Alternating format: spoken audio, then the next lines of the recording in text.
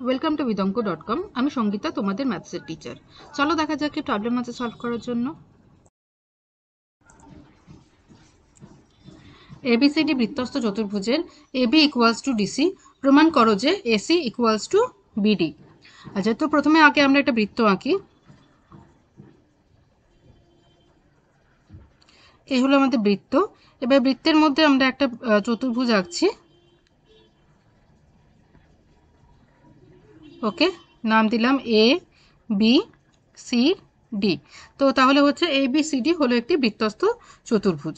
A B C D একটি বৃত্তস্থ চতুর্ভুজ, ঠিক আছে, যেখানে দেওয়া আছে A B is equal to D C. ঠিক আছে, A B is equal to D C.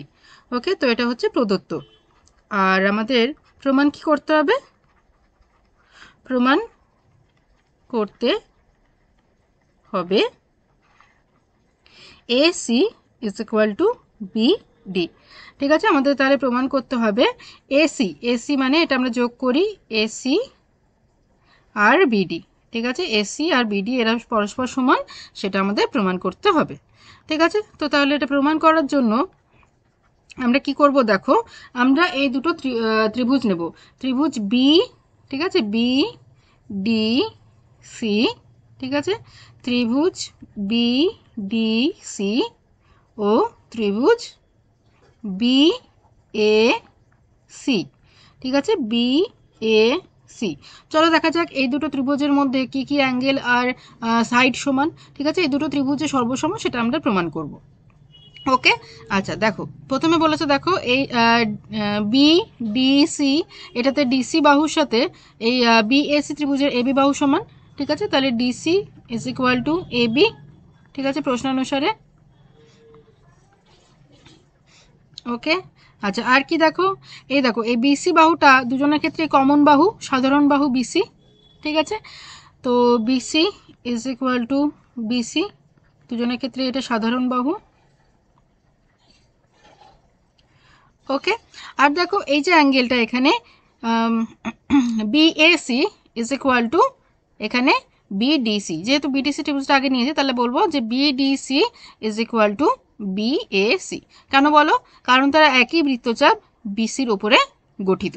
ঠিক আছে, একই বৃত্তচাপের উপর গঠিত বৃত্তস্থ কোণের মান সমান হয়। তো তাহলে হবে angle BDC is equal to angle BAC. ঠিক আছে, এরা একই বৃত্তচাপ বিসি এর উপর গঠিত।